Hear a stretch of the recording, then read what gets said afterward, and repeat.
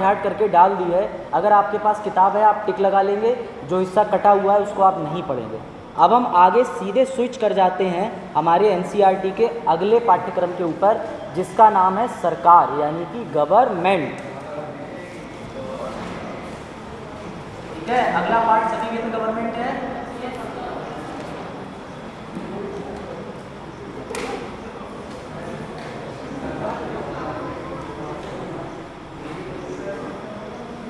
हिंदी वालों चैप्टर मिल गया, नहीं मिला? मिल गया? बैठ जाओ,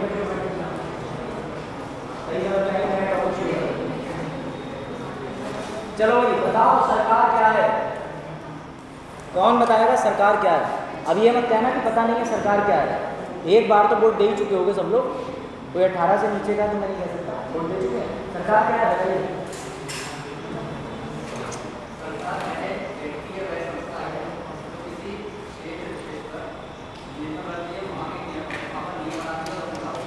बहुत बढ़िया।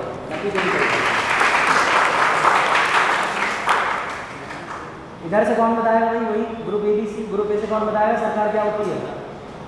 बजात कोशिश करो, हम सब बताओ बजात। सरकार एक हमारे द्वारा चुनी गई व्यक्तिगत अपना भावना रखते हैं, सरकार द्वारा उसे लागू कर सकती है। भावना को मैं भावना रखता हूँ कि हत्या कर दूँ सबकी। जैसा ऐसा कि हम सब लोग सरकार नहीं करा सकते, हम अपने प्रतिनिधि विधानसभा भेजते हैं। अब थोड़ा ठीक है, गुड गुड, बैठ जाओ। और कोई सरकार की परिभाषा बताना चाहेगा पीछे से? कोई आप कुछ भी जो भी आ रहा हो दिमाग में अटेम्प्ट करो, भले ही गलत बताओ। सब सरकार मतलब गवर्नमेंट, गवर्नमेंट मतलब सरकार, ये भी पता चलेगा। बताओ। ठीक है ठीक है, मतलब हम खुद चाहते हैं कि वो हमारे ऊपर शासन करें, यानी हम चाह के गुलामी कराते। कोई बात नहीं, अच्छा अटेम्प्ट, बैठ जाओ। शासन को बनाने के लिए हमारे द्वारा एक प्रक्रिया जो चुनी जाती है, जिसके द्वारा हमारे ऊपर शासन किया जाता है, वो कुछ सकती है, राजतांत्रिक भी हो सकती है, तो बहुत बढ़िया, बहुत बढ़िया, बैठ जाओ, क्लैप करो।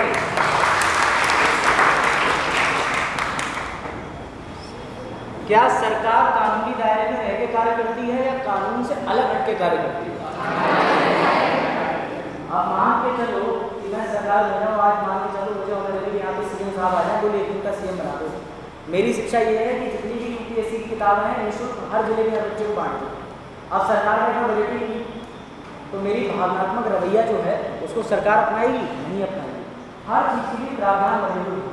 अब आज हम एक बेसिक स्तर पे, एक बिल्कुल निम्न स्तर पे जानते हैं कि सरकार होती क्या है और सरकार की आवश्यकता पड़ती क्या है और क्या सरकारें कितने प्रकार की होती हैं। अच्छा, सबसे पहले आप इस चीज़ पे विचार करो फिर से। कक्षा 6 का पहला जो पार्ट है वो है विविधता, दूसरा है विविधता और भेदभाव, तीसरा पार्ट सरकार क्यों बनाया होगा? बताओ। तीसरा पार्ट सरकार क्यों बनाया, सरकार का रोल क्यों आ गया विविधता के बाद? वेरी गुड, ग्रुप ए के लिए ताली मिला हुआ। और ग्रुप बी, इसके अलावा कोई पॉइंट बताओ सरकार क्यों सरकार का पार्ट में तीसरे नंबर पे योगदान आया, मतलब सरकार क्यों आ गई? सोचो, कोशिश करो, भले गलत बताओ, बता जाओ पीछे से, सबसे पीछे। सरकार की जरूरत होती है आज को? नहीं, यस या नो? उससे आगे जो लड़के बैठे हैं बताओ, बिना सरकार के राज्य चल सकता है? तुरंत बोलते हैं मैं नहीं, सरकार भेदभाव हो सकती है? आप मैडम आपसे पीछे, सरकार भेदभाव हो सकती है? सरकार पूर्ण ग्रहण हो सकती है?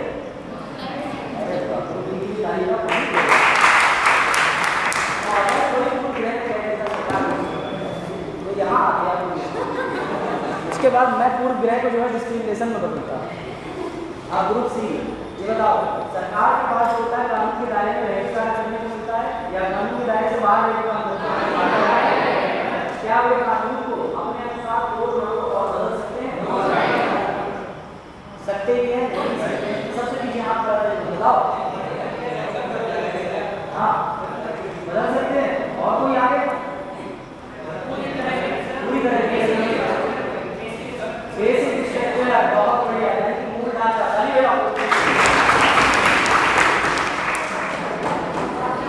अब समझो भैया गवर्नमेंट होती क्या है, बड़े ध्यान से बेसिक बात। भारत के अंदर जो है आपको ये पता होगा कि दो तरीके की प्रणाली होती है, सबसे पहली बात तो आप लोगों ने बिल्कुल सही बताया कि भेदभाव रोकना मानव के बस में है, परंतु हर घूमते फिरते मानव के बस में नहीं है। सबसे पहले लोग एक प्रतिनिधि को डायरेक्ट यानी प्रत्यक्ष और इनडायरेक्ट अप्रत्यक्ष चुनाव के माध्यम से चुनते हैं। वो व्यक्ति ऊपर जाकर के एमएलए बनता है, या फिर वो राज्य की सभा में बैठता है, या फिर और आगे चला जाता है तो फिर लोकसभा में बैठता है। और जब ऐसा व्यक्ति किसी सभा में बैठता है तो वो हमारे द्वारा चुना गया है, वो भारत के लिए या अपने राज्य के लिए कानून बनाता है। ये तो वो सीधा सा प्रावधान। अगर अभी किसी को समझ में नहीं आया तो चिंता ना लेना, जब हम आगे चल के संसद पढ़ेंगे तो हम उसमें और अच्छे से उस चीज़ को समझेंगे। अभी आप जैसे मोटा मोटा समझ लो। सरकार का काम है भेदभाव रोकना। अब दिक्कत ये आती है, कल मैंने एक प्रश्न पूछा था कि क्या कोई भी प्राइवेट संस्थान के अंदर हो रहे भेदभाव को हम ले जा करके कोर्ट में चैलेंज कर सकते हैं? तो इसका उत्तर क्या होगा? क्या हम कोई जैसे प्राइवेट कंपनी है कृष्णा लिमिटेड, और वो किसी मुस्लिम एम्प्लॉयज़ जो कि बहुत अच्छा लड़का है, वो अपना इंटरव्यू देने पहुँचा। अब कृष्णा वालों ने कह दिया पहले तो हरे कृष्णा।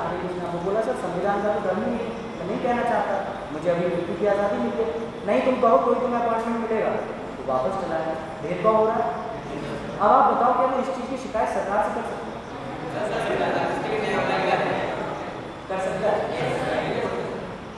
कर सकता है वाले कितने लोग हैं? हाथ खड़ा करो। और नहीं कर सकता है कितने लोग हैं?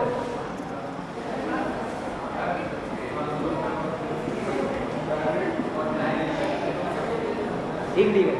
जितने लोगों ने हाथ खड़ा करा तो मेरे शिकायत कर सकता है। अच्छा जेल भिजवाने के बाद देखो, अब संविधान, हमारा प्यारा संविधान के अनुच्छेद 12 में एक बात लिखी हुई है। वो ये कहता है कि स्टेट, यहाँ पे स्टेट का मतलब उत्तर प्रदेश मध्य प्रदेश से नहीं है, या स्टेट यानी कि राज्य का मतलब किताब में सरकार से है। इसलिए कंफ्यूज मत होना, कहीं भी स्टेट आ जाए, यूपीएससी पूछ ले आपसे कि अनुच्छेद 12 में स्टेट के अंदर क्या होता है, और कोने में लिख दे मध्य प्रदेश, तो टिक मार के मत चले आना, उसमें टिक आप लगाओगे सरकार पे, क्योंकि वहाँ अनुच्छेद 12 के अंदर जो स्टेट है उसका मतलब होता है सरकार। क्लियर हो गई? अब अनुच्छेद 12 जो है उसके अंदर 4 कैटेगरी आती है। वो ये कहता है कि केंद्र यानी कि यूनियन, दैट इज भारत सरकार, government of India, state government यानी कि राज्य की सरकार, और कोई भी ऐसी बॉडी, ऐसा संगठन जो सरकार के डायरेक्ट दायरे में आता है, या कुछ अन्य लोकल बॉडीज, जैसे कि वो लोकल बॉडीज हो सकती है पंचायत या म्यूनिसिपल कॉर्पोरेशन। तो अनुच्छेद 12 के तहत तो प्राइवेट की बात ही नहीं हुई। अनुच्छेद 12 के तहत प्राइवेट की बात ही नहीं हुई है। अब आप कैसे जस्टिफाई करेंगे? अगर जैसे आपके कहने का मतलब ये है कि मैं अपने मूल अधिकार के बेसिस पे न्यायालय जाऊंगा, लेकिन मूल अधिकार का प्रयोग हम सिर्फ सरकार के खिलाफ कर सकते हैं। अब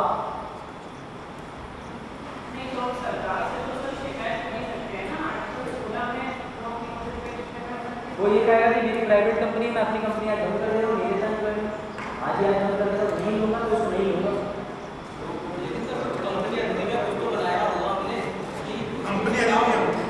अब मैं आपको बताता हूँ इंटरेस्टिंग चीज़, क्योंकि यूपीएससी ना आपको इन्हीं चीज़ों पे अटकाता है, जिन चीज़ों पे आपको क्लियर करने में दिक्कत हो रही है, जो चीज़ें आप सोच नहीं पा रहे हो, तुरंत अपने दिमाग में लिखा करो। अब सबसे पहले तो कोने में 30% पन्ना बचा है, वहाँ लिखो, तुरंत लिखो अनुच्छेद 12 के तहत,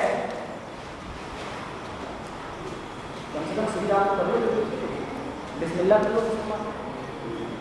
देखो अनुच्छेद 12 के तहत, अनुच्छेद 12 के तहत भारत सरकार यानी केंद्र, भारत सरकार यानी केंद्र, राज्य सरकार, भारत सरकार यानी केंद्र, फिर कॉमा लगाओ और लिखो राज्य सरकार, राज्य सरकार, फिर लिखो लोकल। लोकल का मतलब होता है स्व शासन वाली होती है जो हमारी लोकल बॉडी होती है। स्थानीय, लिखो स्थानीय संगठन या स्थानीय गठन, फिर कॉमा लिखो एवं अन्य गठन, एवं अन्य गठन आते हैं अनुच्छेद 12 के तहत, ठीक है। परंतु इंग्लिश वाले हिंदी में लेना, नोट्स में लिखेंगे अंग्रेजी, चिंता ना करें।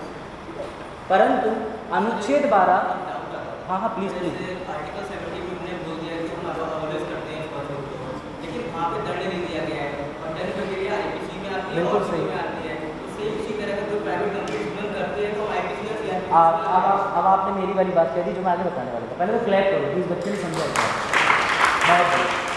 और बाकी मेरा नाम अनुमोदन बैठो, आगे बताऊँगा, ठीक है। अब देखो, परंतु अनुच्छेद 12 या आर्टिकल 12 प्राइवेट कंपनी निकाय संगठन, प्राइवेट कंपनी निकाय संगठन के बारे में कोई स्पष्टता, पीछे तक आवाज आ रही है, वरना वो भोंपू खरीदने का इंतजाम में था। अरे ठीक है, हाँ, कोई स्पष्टता नहीं बताती है, नहीं बताती है। लिखिए, जिशान वर्सेस जीशान, ZEESHAN और हिंदी में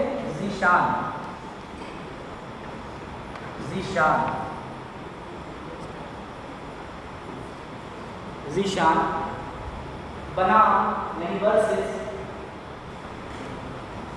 कृष्णा प्राइवेट लिमिटेड की केस है। Zeeshan versus Krishna private limited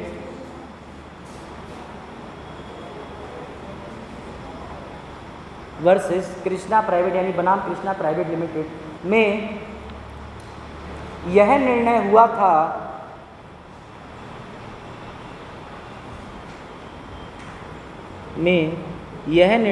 था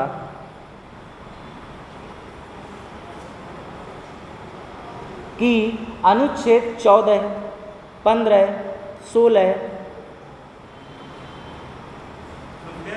अनुच्छेद 14, 15, 16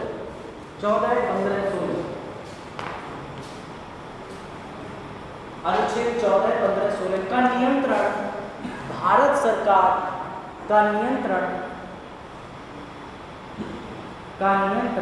भारत सरकार के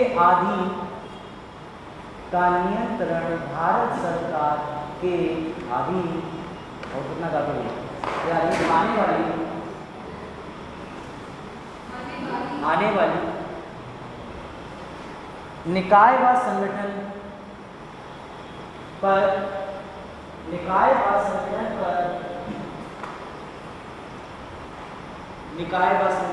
लागू होता है। इसके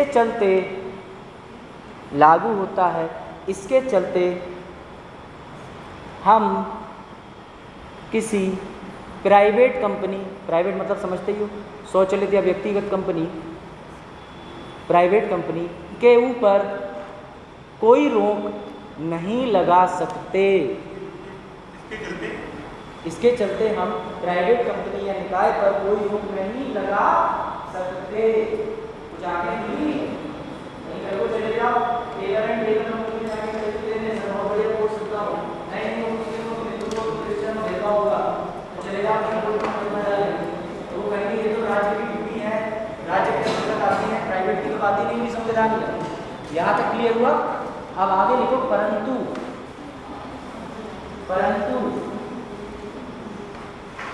भारत में अन्य विधियों में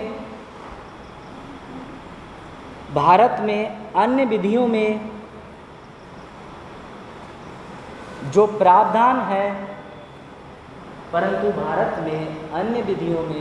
प्रावधान है, हम उनके तहत व्यक्ति विशेष पर कार्रवाई कर सकते हैं।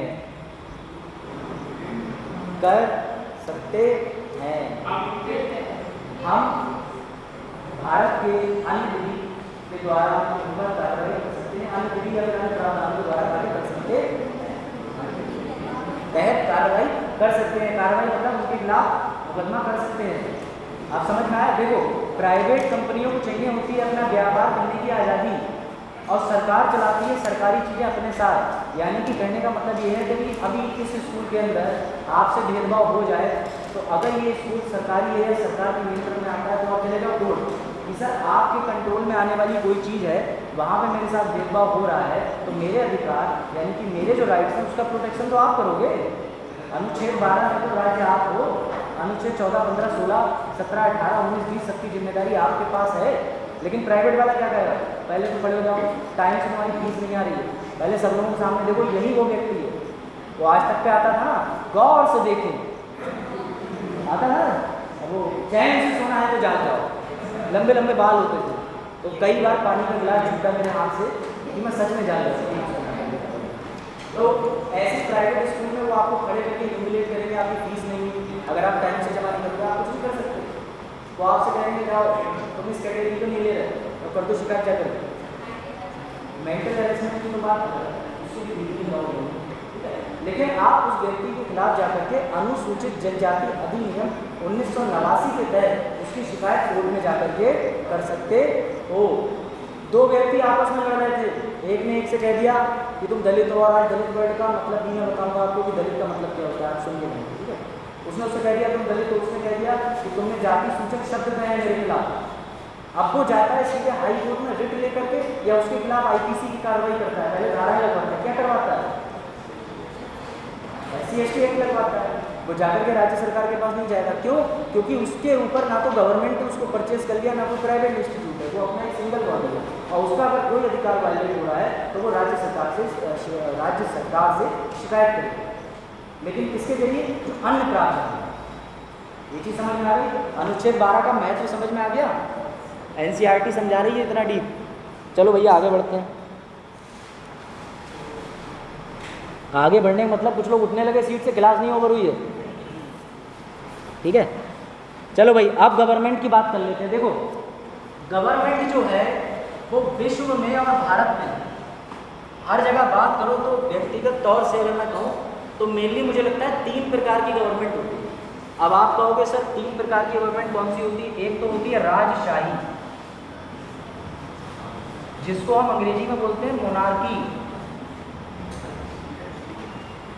और दूसरी होती है लोकतांत्रिक, जिसको हम बोलते हैं डेमोक्रेसी, और एक होती है राजशाही और लोकतांत्रिक को जब जोड़ देते हैं तो उसको बोलते हैं कॉन्स्टिट्यूशनल मोनार्की। सुनिए, संवैधानिक राजशाही सुना है आप लोगों ने कभी? वेरी गुड, अच्छे तेज हो।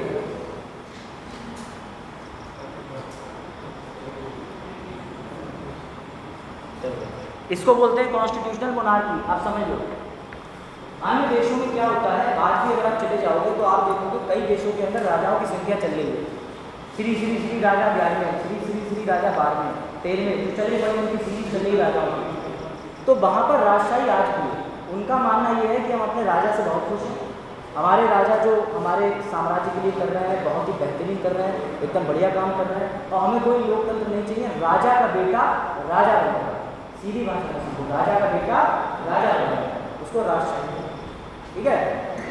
अब ये बताओ राजा का बेटा पागल पैदा हो जाए दिमाग से, राजा का रह सकते हो? राजा का बेटा ऐसा पैदा हो जाए और राजा का आगे बंसी बंद हो जाए तो राजा कौन बनेगा? कहने का अर्थ यह है कि क्या राजशाही पूरी तरीके से सफल है? ये वंशवाद के ऊपर चल रही है। साहब उनके पुत्र पैदा हुआ तो राजा हो गया, पुत्र नहीं पैदा हुआ तो गोद ले लिया, ये कर लिया वो कर लिया। तो राजशाही तरीके की सरकार होती है। और दूसरी जो होती है वो लोकतांत्रिक सरकार होती है। लोकतांत्रिक सरकार का मतलब ये होता है कि राजा का बेटा राजा नहीं बनेगा, यहाँ पर हम एक व्यक्ति को जो कि समाज से आगे आएगा उसको स्थान देंगे, वो खड़ा होगा, लोगों के द्वारा प्रत्यक्ष तरीके से वोटिंग करवाएंगे, निर्वाचन कराएंगे, अगर लोग उसको चुन लेते हैं तो फिर आगे जाकर के वो संसद में बैठेगा, या राज्य की जो बॉडी होती है जहाँ पर नियम बनते हैं वहाँ बैठेगा जाके, जिसको हम बोलते हैं आपकी लोकसभा, राज्यसभा केंद्र में हो गई, और हमारी यहाँ पर क्या हो जाती है लेजिस्लेटिव विधायिका वाली सभा हो जाती है, विधानसभा और विधान परिषद हो जाती है, वहाँ बैठेगा जाके कानून बनाएगा, उसको हम डेमोक्रेसी कहते हैं। और एक आ जाती है कॉन्स्टिट्यूशनल मोनार्की, जहाँ राजा तो होगा परंतु राजा किसके अनुसार काम करेगा सारा। अब मुझे ये बताओ कि डेमोक्रेसी के फायदे क्या क्या हो सकते हैं? हाँ बताओ। Very good.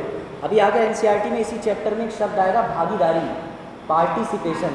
वो इस गवर्नमेंट के मतलब यही है कि जब भी आप डेमोक्रेसी यानी लोकतांत्रिक जो सरकार होती है वो आपकी भागीदारी, मतलब इसको अगर हिंदी भाषा में कहूँ तो सरकार आपसे पार्टनरशिप करती है कि तुम मुझे मौका दे दो, बदले में मैं तुम्हारे हित के लिए काम करूँगा और देश चलाऊँगा। बस मुझे उस गद्दी पर बैठा दो, सारे काम तुम्हारे पक्ष में मैं करता रहूँ, यही तो भागीदारी होती है। तो लोकतांत्रिक का सबसे पहला आप कह सकते हो कि तो भागीदारी। दूसरी चीज़ लोकतंत्र के अंदर ये आ जाती है कि हमें अपनी पसंद का उम्मीदवार चुनने यानी कि चॉइस करना होता है। पहला है पार्टिसिपेशन भागीदारी, दूसरा हो जाता है विकल्प यानी कि चॉइस। अच्छा, भारत के अंदर जो सरकार है उसकी अगर रूपरेखा की बात करें तो भारतीय सरकार जो है वो संघीय है, केंद्र शासित है कि एकात्मक है, ये कौन होता है? हाँ, इन्होंने जो परिभाषा कही है वो केसी क्लियरेंस में नहीं, क्विडिस क्वासी फेडरल यानी कि मिश्र ढांचे का बना। अब सबसे पहले तो आप एक चीज़ ये समझ लो कि भारत के अंदर सरकार का ढांचा होता कैसा है। अगर ये चीज़ आप समझ गए, थोड़ी सी ज़्यादा डीप में नहीं आपको ओवरव्यू दूंगा, सोने की कोशिश मत करो, सब दिखता नहीं। अरे मतलब बोर हो जाते हो तो पानी में पी लिया करो, पी लो पानी, पी लो, 1 मिनट का ब्रेक लेते। वाटर पीना है किसी को? बाहर जाना किसी को?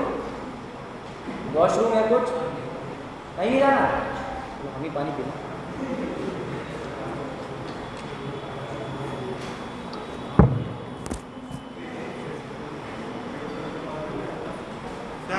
हाँ बताइए। जैसे कि सरकार प्राइवेट ट्रेन चल रही है और सरकारी प्रॉपर्टी है, ट्रेन का प्राइवेट, तेजस प्राइवेट लिमिटेड ट्रेन है और जो लाइन चल रही है सरकार की प्रॉपर्टी में चल रही है, हम इसमें भेदभाव होगा तो फिर हम किसके चलोगे?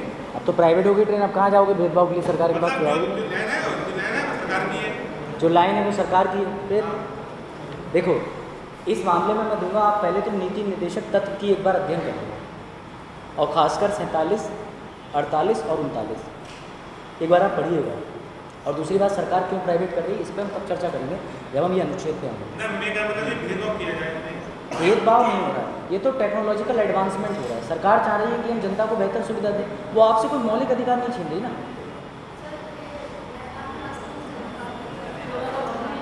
नेपाल में और अभी हाल ही में संविधान वहाँ पर बना है, 2000 कुछ की घटना, आप जो चीज़ बताना चाहें वो चीज़ क्यों बना, चलिए जानना चाहते हैं।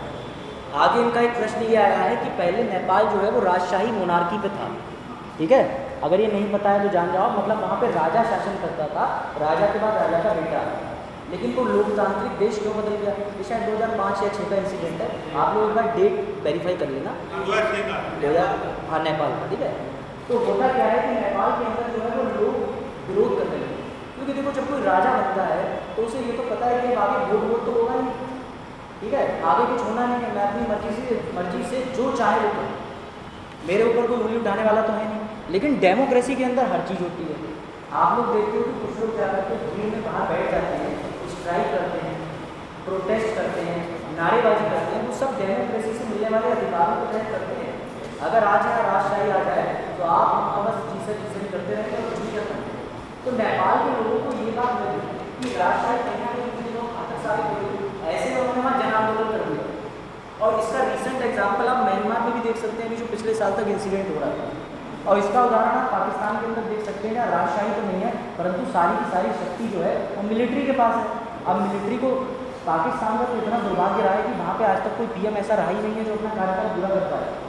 हर समय मिलिट्री आगे से कूद पड़ती है, कहती है अच्छा हमारा सिस्टम पूरा होने वाला है तो अब हम कब्जा करेंगे। म्यांमार में भी हुआ। तो नेपाल के अंदर जन आंदोलन को देखते हुए लोकतंत्र की मांग तेज हो गई और 2006 में उसकी जरूरत थी। और आज नेपाल का लोकतंत्र इतना मजबूत हो गया कि इसमें भारत की 7100 एकड़ जमीन पर कब्जा कर, हाँ नेपाल के भारत की 7100 एकड़ जमीन पर कब्जा कर दिया। और हमारी सरकारें जो भी कोशिश कर रही हैं वो आपके सामने। और ये मैं खुद से नहीं कह रहा हूँ, ये यूट्यूब वीडियोज़ के भरोसे नहीं रहता है। आप अपने मैप पे दिखा दिए, हाँ अपने मैप के वजह से कराया है। लोक सत्ता देशबंधु जैसे अक्षर बात को आप इंटरनेट से देखा करो, उनके आर्टिकल में मेंशन 7100 एकड़ और 1 जैसे जो विवाह होती है। नहीं ये चीज़ जो है ये फिर से विवाद में है, अभी भी वो चीज़ उन्होंने वापस करनी नहीं। इसमें आगे जवाब उस पर हम लोग बात नहीं कर सकते, ऑफ द कैमरा हम लोग बात नहीं कर सकते क्या हो रहा है, लेकिन ऑन कैमरा नहीं कर सकते, ठीक है? आप इसके पीछे प्रावधान करो, ठीक है? अब देखो स्ट्रक्चर समझ लो, ऐसा मान के चलो कि ये हमारा इंडिया है, ठीक है? थोड़ा ज़्यादा साफ सुथरा भारत नहीं बनेगा, लेकिन एडजस्ट कर लीजिए, ठीक है। ऐसा समझ लीजिए हमारा भारत है, भारत जैसा लगेगा लेकिन भारत है, ठीक है। अब हमारे भारत के अंदर कितने राज्य हैं? कितने केंद्र शासित प्रदेश हैं? 9 तो नहीं है ना, किसी कंफ्यूजन तो नहीं है कि 9 है, क्योंकि ज़्यादातर नागर हवेली को भी छोड़ दिया गया था। आप लोग लद्दाख और जम्मू कश्मीर के बाद एक्टिव नहीं होंगे। अब देखो स्कीम समझो, भारत के अंदर सेंट्रल यानी कि केंद्र के पास ऐसा कानून है जो पूरे भारत पे लागू होता है। साथ ही साथ भारत के प्रत्येक राज्य को उनके विकास के लिए कानून बनाने का अधिकार भी हमारे भारत के संविधान में दे रखा है।